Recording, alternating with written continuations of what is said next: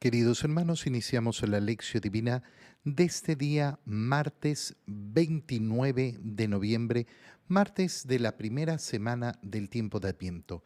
Por la señal de la Santa Cruz de nuestros enemigos, líbranos, Señor Dios nuestro, en el nombre del Padre, y del Hijo, y del Espíritu Santo. Amén. Señor mío y Dios mío, creo firmemente que estás aquí, que me ves, que me oyes. Te adoro con profunda reverencia. Te pido perdón de mis pecados y gracia para hacer con fruto este tiempo de lección divina. Madre mía Inmaculada, San José, mi Padre y Señor, Ángel de mi guarda, interceded por mí. En este día martes, en la primera lectura, continuamos leyendo el libro del profeta Isaías y leemos el capítulo 11, versículos 1 al 10. En aquel día brotará un renuevo del tronco de Jesé, un vástago florecerá de su raíz. Sobre él se posará el Espíritu del Señor, espíritu de sabiduría e inteligencia, espíritu de consejo y fortaleza, espíritu de piedad y temor de Dios. No juzgará por apariencias ni se sentenciará de oídas. Defenderá con justicia al desamparado y con equidad dará sentencia al pobre. Herirá al violento con el látigo de su boca, con el soplo de sus labios matará al impío. Será la justicia su ceñidor, la fidelidad apretará su cintura. Habitará el lobo con el cordero, la pantera se echará con el cabrito, el novillo y el león pacerán juntos, y un muchachito los apacentará. La vaca pastará con la osa, y sus crías vivirán juntas. El león comerá paja con el buey. El niño jugará sobre el agujero de la víbora, la criatura meterá la mano en el escondrijo de la serpiente. No harán daño ni estrago por todo mi monte santo, porque así como las aguas colman el mar, así está lleno el país de la ciencia del Señor. Aquel día la raíz de Jesé se alzará como bandera de los pueblos, la buscarán todas las naciones y será gloriosa su morada. Palabra de Dios. En esta parte del libro del profeta Isaías se nos habla de ese renuevo del tronco de Jesé. ¿Quién es ese renuevo del tronco de Jesé? Jesé es el padre de David. Por tanto, el renuevo del tronco de Jesé es decir, aquel descendiente de David. Por eso es tan importante ese título davídico dado a nuestro Señor. Y en el tiempo de Adviento vamos a contemplar efectivamente el cumplimiento de la promesa hecha a David. Aquel que nace de la Virgen María es descendiente de David. Y por eso uno de los principales títulos que se le va a dar a nuestro Señor y con el cual se lo va a reconocer es Hijo de David. Hijo de David significa esto, el renuevo del tronco de Jesé. Un vástago florecerá de su raíz. Ese tronco de Jesé, esa vara de José, esa vara de pastor de José, también había sido guardada en el arca de la alianza junto con las tablas de la ley. Esto hasta que el arca de la alianza fue robada de Jerusalén y desapareció para siempre hasta nuestros días. Esa arca no se ha encontrado. Y era puesta ahí justamente por esa promesa hecha al renuevo del tronco de Jesé. Es decir, cómo vendría ese liberador, ese Mesías, ese Salvador, que instauraría una época completamente distinta. Los datos que nos da el profeta Isaías sobre ese renuevo del tronco de Jesé son importantísimos y son bellísimos además. ¿Por qué? Porque nos dice, sobre él se posará el Espíritu del Señor, espíritu de sabiduría e inteligencia, espíritu de consejo y fortaleza, espíritu de piedad y temor de Dios.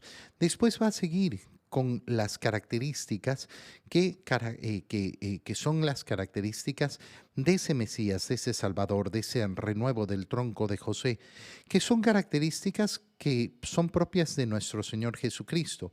Lógico, en él se ha posado el Espíritu del Señor, espíritu de sabiduría, inteligencia, consejo y fortaleza, piedad y temor de Dios.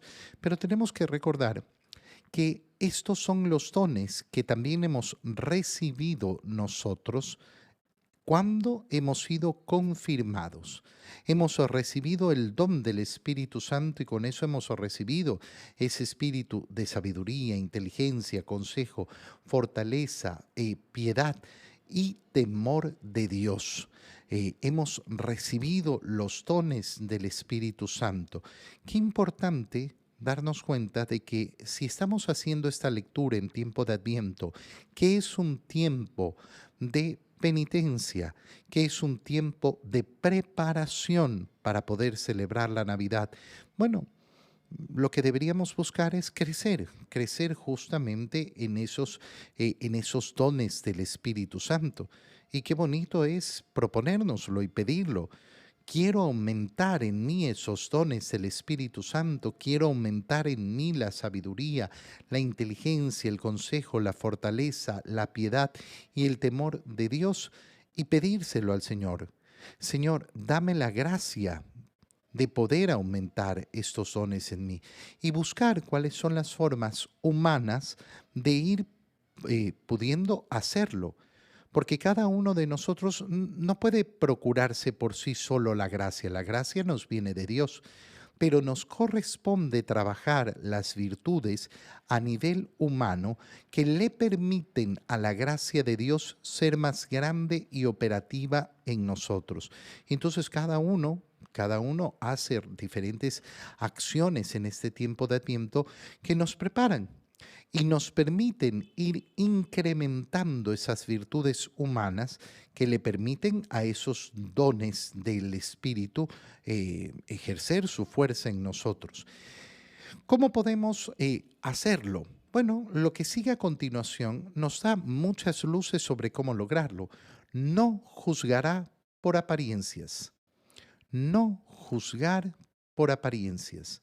No juzgar por apariencias. Qué bonito propósito para este tiempo de Adviento. Voy a revisar cuáles son las veces, cuáles son las ocasiones en que estoy juzgando por apariencias y voy a eliminarlas de mi vida. No sentenciará de oídas. Qué precioso es darse cuenta cuántas veces en nuestra vida creemos en lo que nos dicen sobre los demás y lo damos por hecho. Lo damos por hecho. No es que yo leí en la prensa, uy, como si la prensa nunca mintiera. No es que a mí me mandaron un mensaje, no es que a mí me dijo fulanito. Si a mí no me consta, no tengo por qué sentenciar por oídas. Defenderá con justicia al desamparado. En este tiempo de Adviento, qué bonito es defender con justicia al desamparado. ¿Y qué significa defender con justicia al desamparado? Buscar cómo puedo hacer el bien a los demás. Ya sea en esas obras clásicas de Navidad donde uno busca darle alimento a los pobres, llegar a las familias más necesitadas, a los niños con los juguetes o con acciones de todo tipo de caridad. Eso es una manera de buscar la justicia, porque la caridad al final siempre va a buscar un acto de justicia, el acto de dar a cada uno lo que le corresponde, es decir, de una repartición equitativa. Con equidad dará sentencia al pobre, con equidad se entregará, se entregarán para buscar. Oye, cuánto dinero se invierte en este tiempo antes de la Navidad para vivir supuestamente una feliz Navidad. ¿Cuánto dinero desaprovechado en cosas tan superfluas, tan inútiles, tan banales? Qué bonito tener esa equidad para dar sentencia al pobre. Herirá al violento con el látigo de su boca. ¿Cómo se hiere al violento con el látigo de mi boca? Con la dulzura de las palabras, con la bendición que sale de mi boca. Si en cambio yo respondo violencia con violencia, no, es que me insultó y yo lo insulté. No, bueno, me insultó, yo no lo insulté, yo lo bendije. Yo le di palabras buenas, preciosas, de aliento, porque no estoy a ese nivel. Y con el soplo de sus labios matará al impío. Tener verdadera devoción en nuestros labios, tener oración en nuestra boca, tener efectivamente alabanza en nuestros labios. Será la justicia su ceñidor, la fidelidad apretará su cintura. Yo busco la justicia, pero además quiero ser fiel. ¿Fiel a qué? No a ridiculeces como sucede en el mundo. Oye, yo tengo que escuchar a veces, no, hay que ser fiel a los sentimientos. ¿De qué estás hablando? Fiel a la verdad, fiel a Dios, fiel a la palabra que yo he dado, sobre todo esa palabra que debe ser respetada, la palabra que he dado en el matrimonio. Que la fidelidad marque mi forma de actuar. Cuando hay fidelidad en mi corazón, entonces hay una respuesta a Dios en la cual Dios puede aumentar en nosotros esa gracia, ese don del Espíritu Santo. Después Isaías se refiere a esa condición que va a propiciar el Señor. Habitará el lobo con el cordero, la pantera echará el cabrito. Se nos pone por delante una imagen que suena imposible. ¿Cómo es que un niño va a meter la mano en el agujero de una serpiente y no le va a pasar absolutamente nada? Isaías hace referencia de esa condición ideal de la vida eterna, ya no de la primera venida del Señor, sino de la segunda venida del Señor. Pero esa condición es en la cual nosotros debemos trabajar hoy. Construir el reino de los cielos significa construir aquello que parece imposible. Parece imposible que el león se ponga a comer paja junto al buey. Parece imposible que la pantera se eche junto al cabrito. Parece imposible que el niño juegue con la serpiente sin hacerse daño uno al otro. Parece imposible que en el mundo haya justicia y paz. Parece imposible que en el mundo nos llevemos bien. Parece imposible que se termine la criminalidad. Pero esos imposibles son aquello en lo cual tenemos que trabajar. ¿Por qué? Porque creemos en la conformación del reino de los cielos. Creemos verdaderamente que estamos aquí para trabajar en instaurar el reino de nuestro Señor. En el Evangelio, leemos el Evangelio de San Lucas, capítulo 10, versículos 21 al 24. En aquella misma hora Jesús se llenó de júbilo en el Espíritu Santo y exclamó: Te doy gracias, Padre, Señor del cielo y de la tierra, porque has escondido estas cosas a los sabios y a los entendidos y las has revelado a la gente sencilla. Gracias, Padre, porque así te ha parecido bien. Todo me lo ha entregado mi Padre y nadie conoce quién es el Hijo sino el Padre, ni quién es el Padre sino el Hijo y aquel a quien el Hijo se lo quiera revelar. Volviéndose a sus discípulos les dijo, aparte, dichosos los ojos que ven lo que ustedes ven, porque yo les digo que muchos profetas y reyes quisieron ver lo que ustedes ven y no lo vieron, y oír lo que ustedes oyen y no lo oyeron. Palabra del Señor.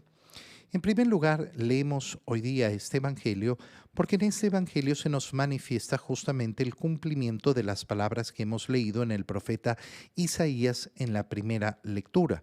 Hemos leído que ese renuevo del tronco de Jesé estará lleno de los dones del Espíritu Santo. ¿Y qué es lo que leemos en el Evangelio de San Lucas? Cómo Jesús en aquella misma hora se llenó de júbilo en el Espíritu Santo, cómo está repleto de esa acción del Espíritu Santo. Y entonces, ¿qué se nos está diciendo? Mira cómo se ha cumplido. Mira cómo se ha cumplido la palabra del Señor. Mira cómo las profecías se han cumplido verdaderamente. Y esto es hermoso. ¿Qué es lo que clama además Jesús lleno del Espíritu Santo?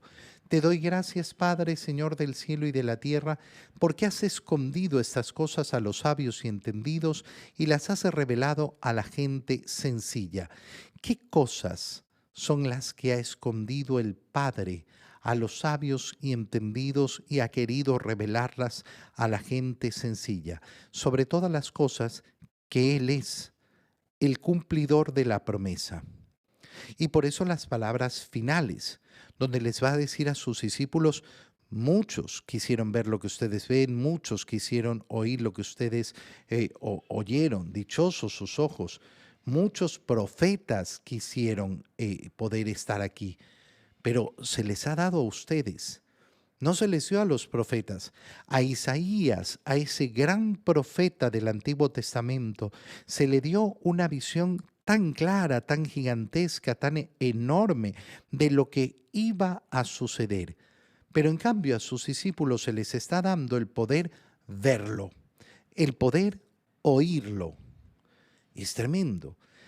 La gente sencilla que comprende que en Jesús se ha cumplido la profecía, que en Jesús se están cumpliendo las palabras de los profetas. La gente sencilla, de corazón sencilla, no los sabios, no los entendidos, de acuerdo a las categorías de este mundo, no comprenden quién es Jesús y por eso no aceptan a Jesús. Pero en cambio, aquel que tiene la sencillez en su corazón, acepta a Jesús, recibe a Jesús, encuentra que Jesús es verdaderamente el Mesías. Nos muestra además cuál es el camino para llegar a una verdadera Navidad, para poder celebrar bien la Navidad, el camino de la sencillez del corazón. No hay otro.